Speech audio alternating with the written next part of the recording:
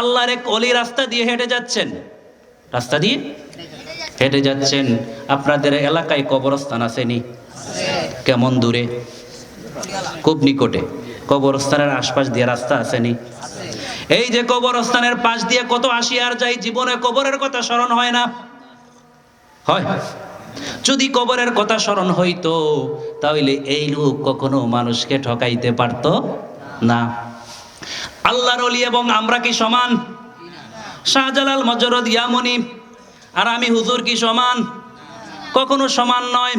কারণ তাদের সম্পর্কে আল্লাহ রাব্বুল আলামিন ঘোষণা করেছেন, আলা ইন্না আউলিয়া আল্লাহি লা খাউফুন আলাইহিম ওয়ালা হুম ইয়াহজানুন।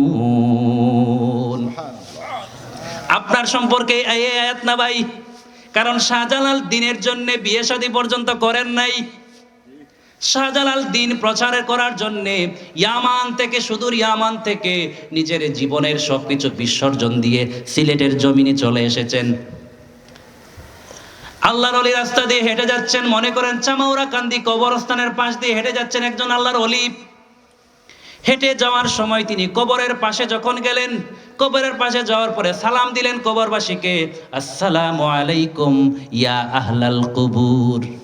ও কবরবাসী, তোমাদেরকে সালাম। সালাম দিয়ে যখন আরো নিকটে গেলেন, কবরের আরো নিকটে যখন গেলেন, আরো নিকটে যাওয়ার পরে দেখলেন কবরের মধ্যে বসে বসে এক ভদ্রলোক কোরআন তেলাওয়াত করতেছে। কি করতেছে? কোরআন তেলাওয়াত করতেছে। তাইলে বোঝা গেল কবরের মধ্যে যাদেরকে আমরা দিয়ে আসি এরা কবরের মধ্যে কি করে আমরা দেখি না। আমরা তো দেখি মাটি দিয়ে আসছি, এক সময় পচে গলে ওই লাশটা মাটি হয়ে যায়। এই কবরের উপরে আরেকটা কবর দেই, এই কবরের উপরে আরেকটা কবর দেই, বাকি এই মানুষগুলোর হাড্ডি গুড্ডি মাংসগুলা কি হয় আমরা জীবনেও খবর রাখি না। বছরের পর বছর, শত শত বছর আগে কবরস্থান তৈরি করা হয়েছে, আমার দাদা গিয়েছে, বাবা গিয়েছে, এক সময় আমি যাব, পৃথিবীতে কেউ থাকবো না, কিন্তু এরা কোথায় যায় জীবনে খবর রাখছিনি। আপনি বলেন আমরা আমাদের বাবার নাম ঠিক মতো বলতে পারি? পারি না। দাদার নামও বলতে পারি, দাদার বাবার নাম একটু দেরি হবে বলতে, একটু সময় নিয়ে ব্রেইনকে স্টর্মিং করতে হবে। এখন বলেন দাদার বাবার নাম বলতে সময় বেশি লাগবে না কম লাগবে? প্রায় 90% বলতেই পারবো না। তার বাবা যদি হিসাব করেন, এভাবে যুগে যুগে শতাব্দীর পর শতাব্দী অসংখ্য মানুষ পৃথিবী থেকে চলে গেছে। একবার চিন্তা করেন, রাতে যখন বিছানায় যাবেন চোখটা বন্ধ করে চিন্তা করবেন, আমি সলিমউদ্দিন, আজকে আমি পৃথিবীতে আছি, আমি যেদিন চলে যাব পরবর্তীতে আমার এই বাড়ি, আমার এই ঘর, আমার এই সম্পত্তি দখল করবে আমার সন্তান। আমার সন্তান যখন চলে যাবে তারপরে আসবে আমার নাতি, নাতি যখন চলে যাবে তারপরে আসবে তার সন্তান, তারপরে তার সন্তান, 3 জেনারেশন, 4 জেনারেশন, 5-6 জেনারেশন পরে আপনার নাম বলার মতো পৃথিবীতে কেউ থাকবে?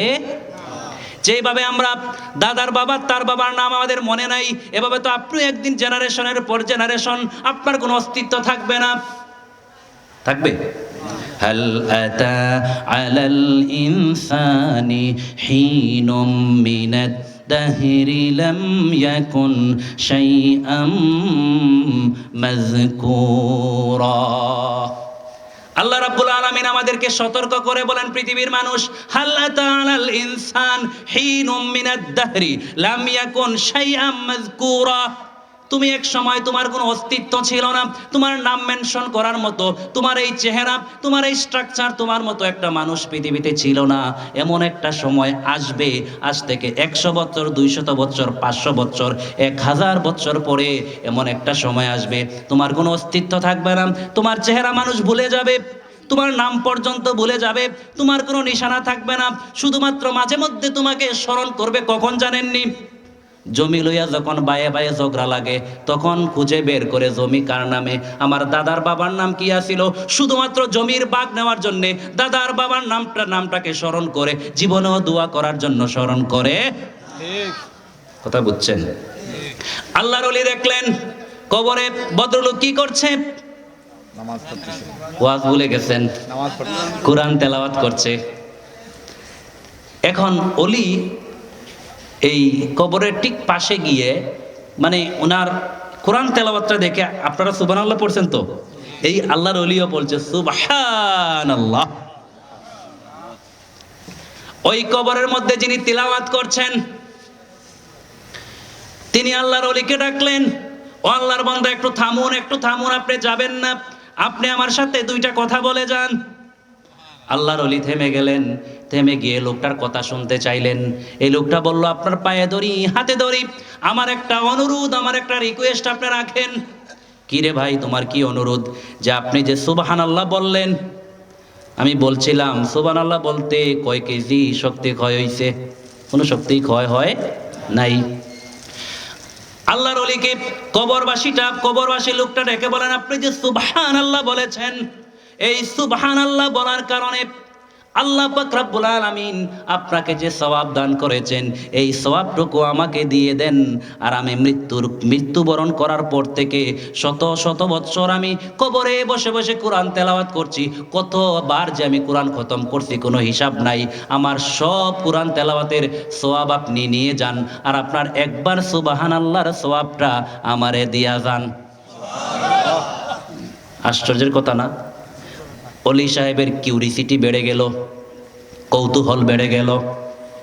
কিরে ভাই, তুমি হাজার হাজার কোরআন খতম করেছ, তুমি বলছো তোমার মৃত্যু হয়েছে কবে, তোমার কাছে কোনো হিসাব নাই, শত শত বৎসর চলে গেছে, তুমি ননস্টপ কোরআন তেলাওয়াত করে যাচ্ছ, হাজার হাজার খতম তুমি দিয়েছো কোরআনের, এতগুলা সওয়াব তুমি আমাকে দিতে চাও, আমার একবার সুবহানাল্লাহর সওয়াব তুমি নিতে চাও।